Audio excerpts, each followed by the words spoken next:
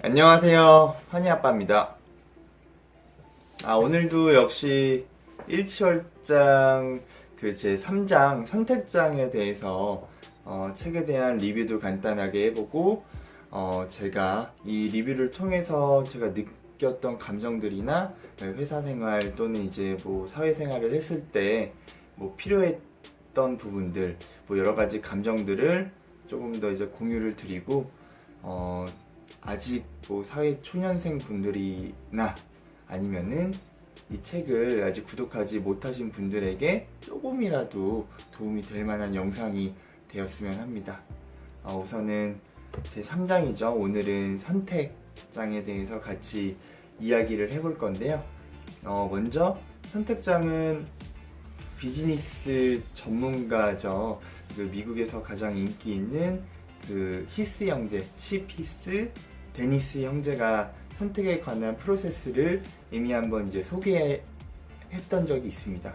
그 프로세스는 첫 번째가 선택하는 정말 충분했는가, 그 다음에 두 번째가 검증의 과정을 거쳤는가, 세 번째 충분한 심리적 거리를 확보했는가, 네 번째 마지막으로 실패에 대한 비용은 준비해 놨는가.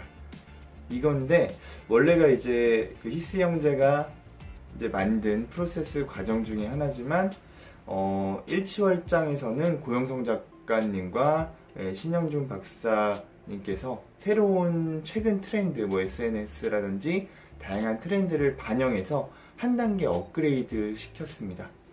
업그레이드 시켰던 이 선택안 프로세스를 다시 정리해 보면은 첫 번째가 인식론적 겸손을 갖췄는가, 두 번째가 선택안은 정말 충분했는가, 세 번째가 검증의 과정을 거쳤는가, 네 번째가 경쟁자를 생각했는가, 그리고 마지막 다섯 번째가 최악의 시나리오를 대비했는가, 이렇게입니다. 먼저 첫 번째로 인식론적 겸손을 갖췄는가에 대해서 살펴보겠습니다.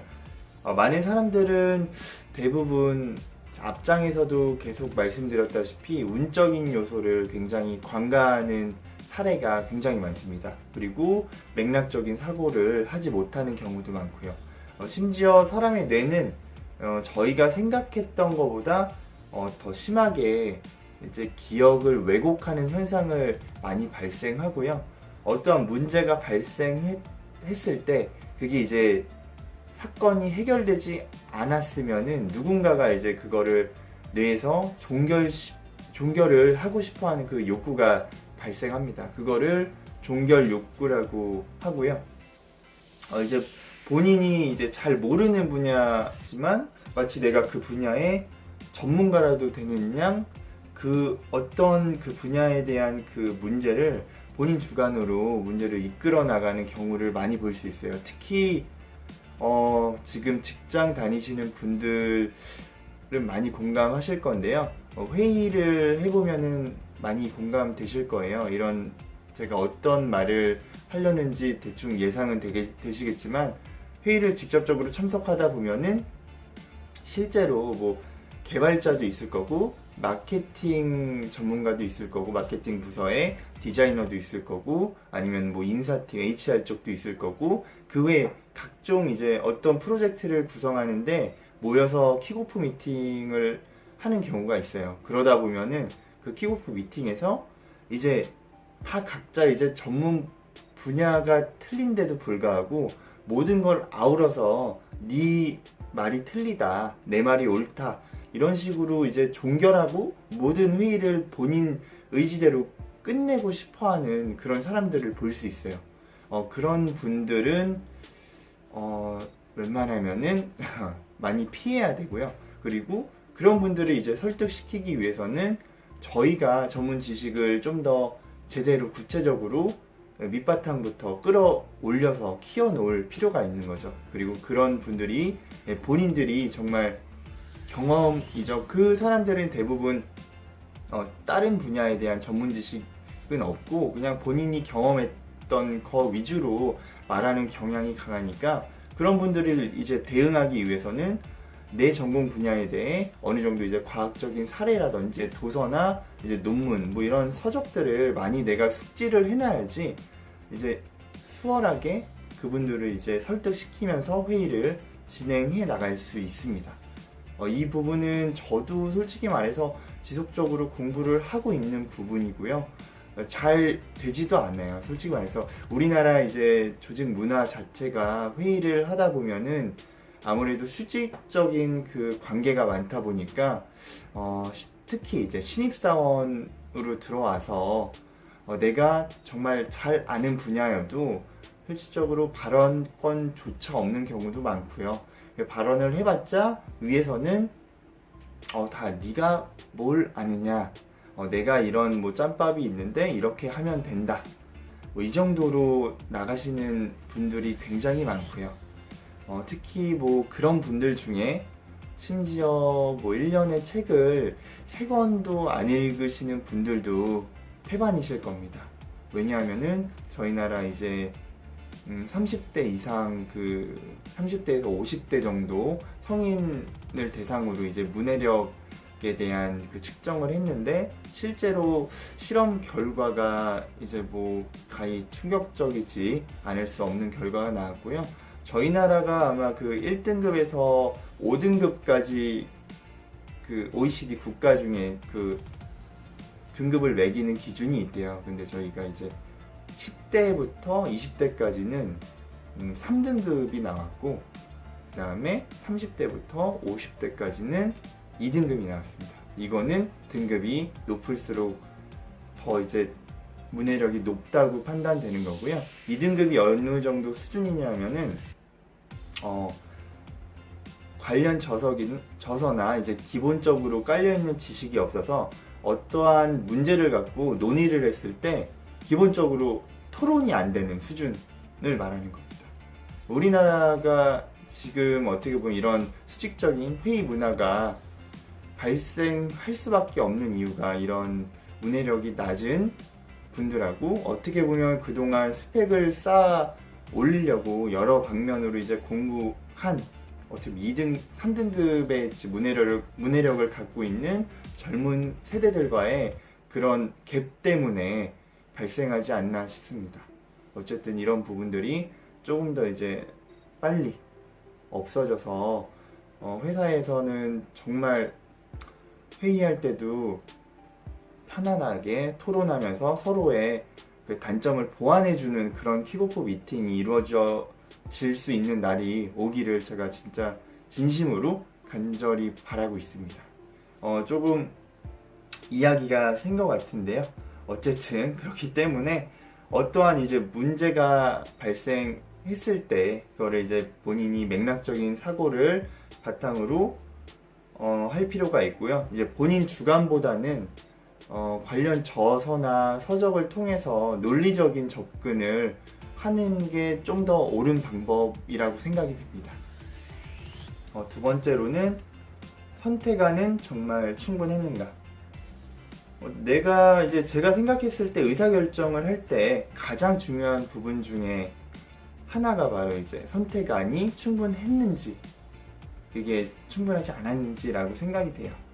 많은 이제 폭넓은 경험은 아니지만 저 또한 이제 회사 생활을 하면서 뭐 똑같아요. 이제 회의를 이제 많이 해봤는데 대부분의 이제 회의가 보면은 이제 아까도 설명드렸죠. 약간 수직적인 그 문화에다가 조직 문화 자체가 우리나라는 아직도 이런 약간 심리적인 압박을 받으면서 이제 뭐 사원 대리급은 회의에 임할 수밖에 없거든요.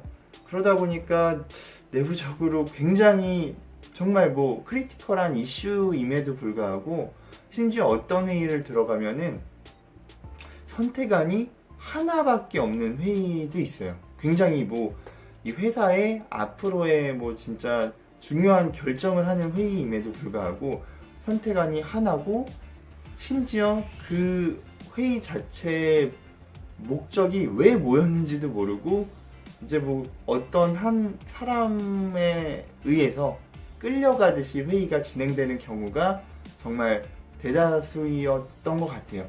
물론 안 그런 회사도 많고 정말 열띤 토론을 통해서 정말 훌륭하게 회의를 진행하는 경우도 있었지만, 그래도 제가 느꼈던 회의가 만약에 100으로 치면은 한 70% 이상은 선택안이 굉장히 이제 부족했던 회의가 대부분이었던 것 같아요. 우선은 제가 생각했을 때는 회의를 한다라고 하면은 기본적으로 뭐 회의가 아니더라도 어떤 비즈니스 측면에서 접근할 때도 마찬가지죠.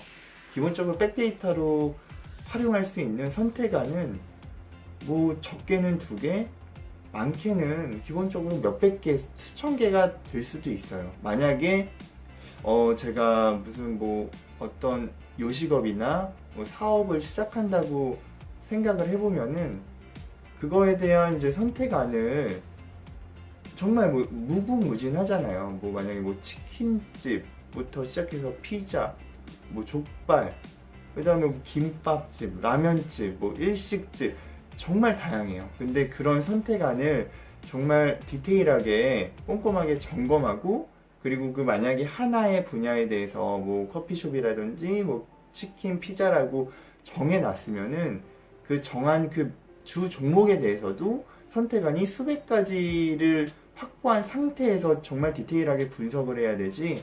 뭐 동네에 치킨이 내가 자주 시켜 먹는 치킨 이 2군데가 있는데 여기 장사 잘 돼. 나도 이렇게 하면 되겠지. 이런 어떻게 보면 정말 답답한 상황이죠. 그런 말도 안 되는 그 선택안을 가지고 실제로 장사하시는 분들이 꽤 되시더라고요. 제가 어제자로 요즘에 그 백종원의 골목식당이라는 프로그램을 지금 정말 열정적으로 보고 있는데요. 거기에 요번에 나오는 편이 아마 뚝섬 쪽이었던 것 같아요. 근데 정말 깜짝 놀랐던 게 제가 이제 하고 있는 말처럼 뭐 선택안 자체가 아예 뭐 준비도 안 돼 있는 상태에서 이제 가게를 오픈하는 그런 분들이 많이 계시더라고요. 실제로 본인은 어떤 부분이 이제 잘못되어 있는지조차 이제 좀 인식이 덜 된 상태였던 것 같고요. 물론 기본적으로 보면은 선택안을 이제 잡으라는 거는 비즈니스에서 선택안을 이제 검토를 해야 되잖아요. 검토를 하려면은 발품을 떼야 되고 뭐 자료를 찾거나 여러 가지 이제 방대한 자료를 내 입맛에 맞게 취합하고 분석해야 되는 그런 것들이 있는데 뭐 어떤 분은 보면은 이제 뭐 3개월 준비하고 뭐 본인 업종에 뭐 요식업에 뭐 한 2-3군데밖에 뭐 안 다니고 뭐 이제 그 장사를 시작하는 경우도 있고 조금 뭐 그분들을 뭐 비난하고 비하하는 건 절대 아니지만 어떻게 보면 좀 더 선택안이 다양하고 분석을 오래 했으면은 지금보다는 좀 더 낫고 좀 더 어떻게 보면은 지금 뚝섬 프로젝트에 지금 참석하지 않아도 되지 않았을까라는 그냥 생각을 하게 됩니다. 그리고 3번째 검증의 과정은 거쳤는가는 이거는 책에서 그 하나의 예가 나오는데요. 이거는 저도 굉장히 중요한 부분이라고 판단이 되고요. 미국의 그 인터넷 엔터테인먼트 서비스 업체죠. 다 아실 거예요. 넷플릭스의 검증 과정에 관한 그 이야기를 다룬 건데요. 엄청난 위기가 한 번 있었어요. 넷플릭스가. 승승장구하던 넷플릭스가 기존에 통합되어 있었던 DVD 사업과 스트리밍 서비스 이 2개를 분리해서 고객들에게 이제 돈을 더 받을 계획을 한 거죠. 어떻게 보면 그때 당시에 뭐 마땅한 대항마가 없었기 때문에 얘네가 이제 돈을 좀 더 벌 수 있는 기회로 봤던 것 같아요. 하지만 그거를 이제 시행을 하게 되면서 당연히 제가 지금 생각해도 당연하죠. 고객들이 이제 불만이 엄청나게 컴플레인이 쏟아졌고 그래서 이제 순식간에 주가가 50% 정도 폭락을 합니다. 근데 더 어처구니 없는 짓을 하죠. 누구 아이디어인지는 모르겠지만 이왕 이렇게 된 거 DVD 배달 서비스와 스트리밍 서비스를 아예 회사를 분리시키자. 그러면은 되는 거 아니냐. 약간 이런 엉뚱한 발상을 했던 것 같아요. 그러고 나니까 이제 뭐 당연히 주가는 그 50%보다 더 떨어지게 되고요. 나중에는 이제 뒤늦게 후회하면서 이제 다시 원상복구를 시켜서 이제 뭐 어느 정도 복구가 지금은 된 상태죠. 뭐 그때도 다행이고 지금도 다행인 건 그 당시에는 이 넷플릭스 자체에 대해서 경쟁 업체가 그만큼 없어서 지금 운이 좋아서 이런 정도로 끝냈던 것 같고요. 만약에 넷플릭스가 어느 정도 이제 뭐 삼성과 애플처럼 경쟁사가 있었을 때 이런 멍청한 짓을 했으면은 분명히 망하고 다시 올라오지 못하는 상황까지 갈 수 있지 않았을까라고 생각이 들어요.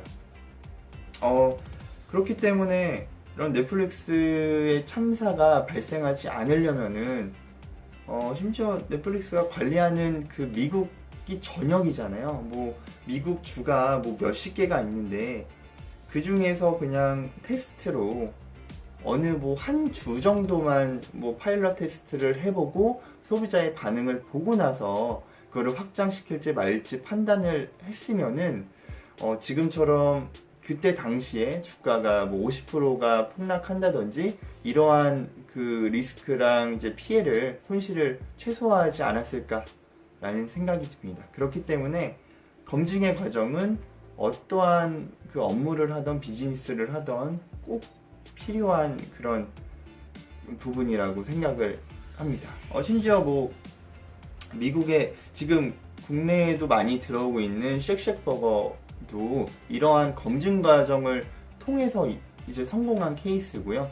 뭐 여러 가지 뭐 저희 카카오 프렌즈도 마찬가지입니다. 그 라이언 캐릭터가 굉장히 인기가 많은데요. 그 캐릭터 역시도 이제 소비자의 이제 카카오톡을 통해서 이모티콘이라는 그런 파일럿을 지속적으로 카카오에서 내보냄으로써 이게 반응을 본 거죠. 이거 잘 될 것 같다라고 하니까 이제 뭐 강남 쪽에 큰 카카오 프렌즈 샵도 이제 하나 차려놓고 백화점들도 이제 가지를 쳐서 정말 훌륭한 그 어떤 캐릭터 사업을 지금 만들어낼 수 있었던 그 계기가 된 거고요.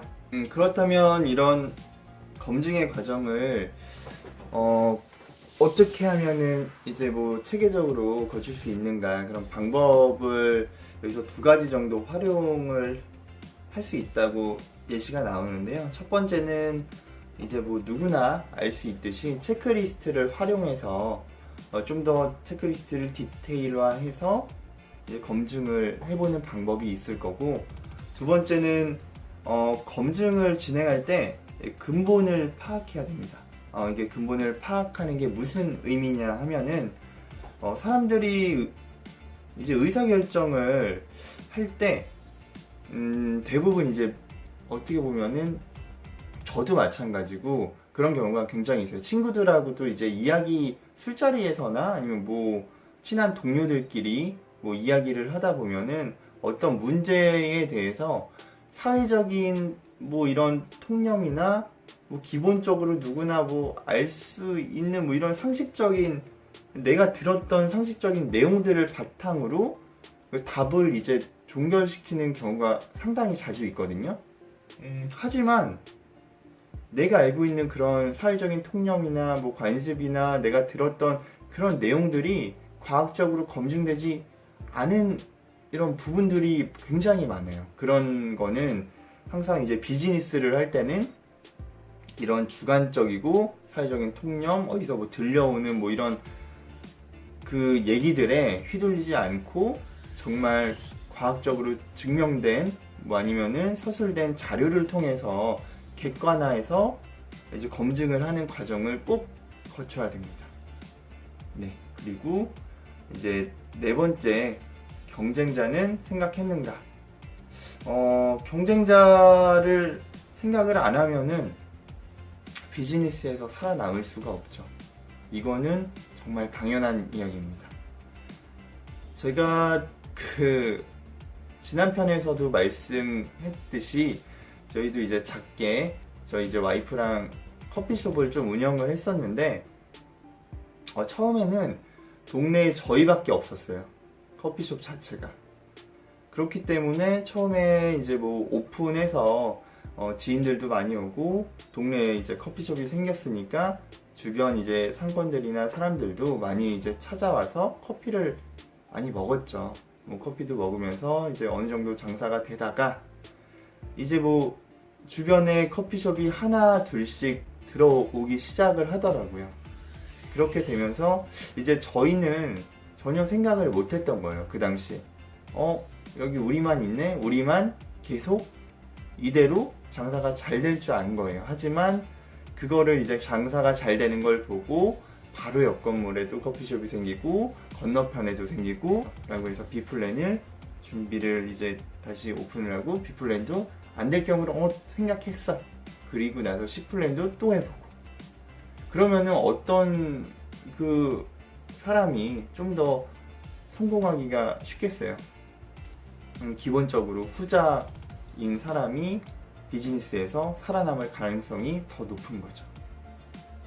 그렇기 때문에 최악의 시나리오는 생각하기는 싫을 거예요. 어떤 비즈니스를 하는 사람 입장에서는 정말 그런 거를 이제 생각하는 것 자체를 싫어하시는 분들도 있는데 반드시 이 부분은 상기를 시키고 생각을 해서 내 비즈니스가 정말 안 좋은 방향으로 갔을 때도 대비가 되는 그런 플랜을 짜서 모두가 이제 실패하지 않고 이제 모두가 실패를 하더라도 그게 끝이 아닌 뭐 A 플랜, B 플랜, C 플랜이 지속적으로 있고 그 계획을 통해서 실행을 해서 정말 최악의 경우 후회가 되지 않는 그런 비즈니스를 이어나갔으면 좋겠습니다. 오늘은 여기까지 일치월장 제 3장 3챕터죠. 그 선택장에 대해서 조금 이야기를 나눠봤고요. 오늘도 역시 제 영상을 보시고 조금이나마 도움이 되셨으면 좋겠습니다. 감사합니다. 환희아빠였습니다.